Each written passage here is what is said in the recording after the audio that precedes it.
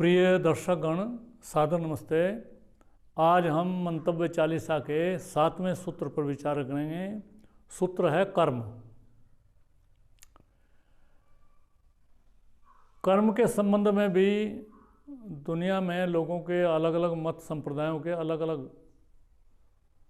मत हैं, विचार हैं। सब अपने आप को धर्म बोलते हैं। मैं तो उनको मजहबी बोलूँगा। धर्म तो एक ही होता है, धर्म दो नहीं होते हैं। धर्म सबका एक ही है।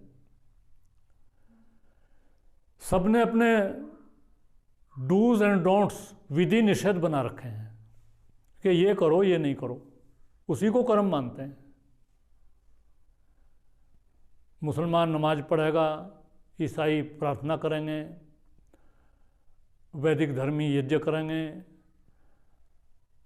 सिख पंथी गुरुद्वारे में जाकर के माथा टेकेंगे। अनेक अनेक प्रकार से ये भौतिक कर्म है। वास्तव में यदि समझा जाए तो कर्म 3 प्रकार से हैं, मन, बुद्धि और वाणी से। वाणी से भी हम कर्म करते हैं। वाणी से हम किसी को सुखी दुखी कर सकते हैं, और मन से भी हम करते हैं। मन से हम अपने आप ही ईर्ष्या द्वेष करते रहते हैं, वो भी कर्म ही हैं। और जो शरीर से कर्म करते हैं वो भी कर्म ही हैं। अब हम मंदिर में जाते हैं और मंदिर में घंटी बजाते हैं। हम ये हाथ से काम शरीर से कर रहे हैं। फूल चढ़ाते हैं हम, सुगंधि दिखाते हैं हम। ये जो शरीर का काम है, ये शरीर का काम है।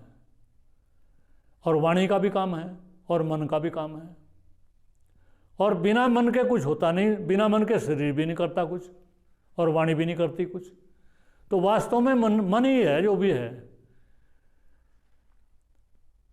हमारे हाथ से कोई ऐसा कार्य हो जाता है जिससे दूसरे को पीड़ा हो जाती है, और उसमें हमारा मन नहीं जुड़ा हुआ है, तो हम दोषी नहीं हैं। और हमारा मन जुड़ा हुआ है, किसी को हानि पहुंचाना हम चाह रहे हैं, और हानि उसको हम पहुंचा नहीं पाए, लेकिन हमने कर्म कर दिया। मन में तो सोच लिया ना, गलत विचार आ गया। तो इसको इस प्रकार से समझना चाहिए। और हमारी जो जीवात्मा है, उसके अंदर आत्मा बैठी हुई है, परमात्मा बैठा हुआ है, और अंतःकरण भी वही है। अंतःकरण कोई और कुछ नहीं है, अनुभूति करने का साधन है। तो उसमें सारा जो सजा या जो इनाम हमें मिलेगा, वो मन के कारण से मिलेगा। वो शरीर और वाणी जो हैं, ये तो मन के कारण से ही करती हैं जो कुछ भी। वैदिक धर्म में इस बात को समझाने के लिए एक दर्शनों में आशय की बात आई है कि हम जो कुछ भी कर्म करते हैं उसका विपाक होता है, उसका फल मिलता है, और उसका एक प्रिंट हमारे हृदय में आ जाता है। उसको आशय बोलते हैं। यानी अंतःकरण में वो संस्कार आ जाते हैं, और वो संस्कार ही हमें आगे जन्म जन्मांतर में लेकर के जाते हैं। तो ये कर्म जो है 3 प्रकार के बताए: संचित, प्रारब्ध और क्रियमाण। संचित कर्म तो ऐसे है जैसे एफडी होती है बैंक में, और प्रारब्ध ऐसा है जो हमें शरीर मिला है, जो कर्म हमें उसमें से संचित में से निकाल करके ये प्रारब्ध भोगने के लिए हमें शरीर मिला है। और क्रियमाण वो कर्म है जो इस जन्म में हम कर रहे हैं। ये तीनों कर्मों को इस प्रकार से इनको समझना चाहिए। और ये सारी क्रियाएं मन से हम करेंगे तो कर्म बनेगा। भगवान कृष्ण अर्जुन को यही तो कह रहे हैं कि तो परमात्मा का ध्यान करके और युद्ध कर, ये तेरा कर्तव्य भावना से कर। और जो सैनिक है, सैनिक युद्ध करता है, लड़ाई करता है, उसके हाथ से कुछ मरते भी हैं, तो वो कर्म उसको दंड नहीं देता है। तो इस प्रकार से कर्म जो है वो मन से उसको मान करके चलें। राग द्वेष हम करते हैं, वो हमारा कर्म बनता है। इससे माया से ऊपर उठ करके जब हम सोचते हैं तो जो कर्म है वो हमारा शरीर करता है, हम मन से करते हैं। मन भी प्रकृति में है। कार्य करण कर्तृत्व हेतु प्रकृति उच्यते। कार्य करने में, कर्म करने में प्रकृति ही कारण है। प्रकृति का अर्थ इसमें मन भी आ गया, मन कारण है। और भोगना पड़ता है। पुरुष है सुख दुखा नाम भोक्तृत्व हेतु रुच्यते। और जो जीवात्मा है वो इस कर्मों को भोगता है। कर्म फल का अलग विषय लेंगे, अलग उसकी चर्चा करेंगे। अब कर्म को हमें समझना चाहिए कि कर्म क्या है। कर्म आप जो कुछ भी करते हैं वो मन से जो आप करते हैं उसको आप फल में आपको मिलेगा। इसलिए जो वैदिक मत है उसमें मूर्ति पूजा को नहीं माना गया है। तो मूर्ति पूजा में सारा शरीर का कर्म है। बस घंटी बजा दी, कीर्तन कर लिया, वाणी से बोल दिए, और कुछ नहीं, मन से कुछ नहीं है। आप बैठ करके ध्यान करें और मन को परमात्मा के साथ जोड़ें, दुनिया से काटें, दुष्प्रवृत्तियों से काटें, अच्छी बातों की तरफ ले जाएं। इसलिए वेद के सारे मंत्र ओम विश्वानि देव सवितर दुरितानि परासुवे यद भद्रम तन्नासुवे, दुरित से दूर कर दो और भद्र की तरफ ले जाओ। आर्य बनने के लिए ये इंद्रम वर्धंतो अपतुर कृण्वंतो विश्वम आर्यम अपघ्नंतो अरावण।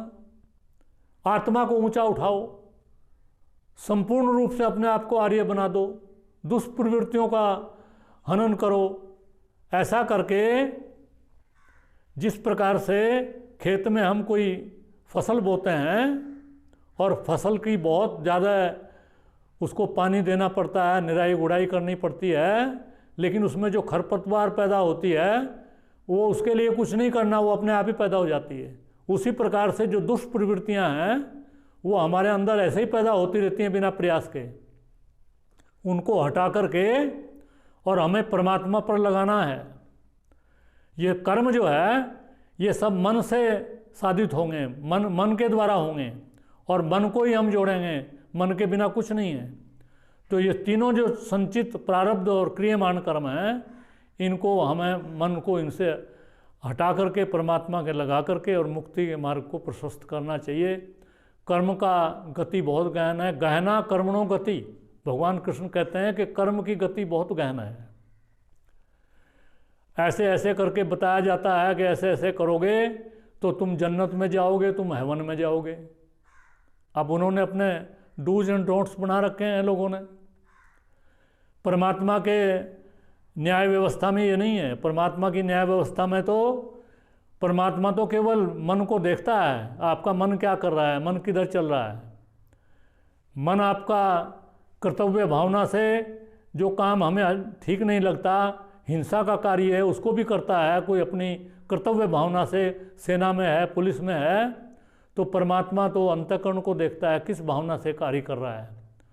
तो इसलिए अपने मन के द्वारा ही हमें अपने कर्म को समझना चाहिए। संचित प्रारब्ध और क्रियमान जो तीन कर्म हैं, जब हम परमात्मा को प्राप्त कर लेते हैं, परमात्मा की अनुभूति हो जाती है, उसका ज्ञान हो जाता है, तो ये सब कर्म दग्ध हो जाते हैं। ज्ञानाग्नि दग्ध कर्माणम, ज्ञान की अग्नि से सारे कर्म दग्ध हो जाते हैं।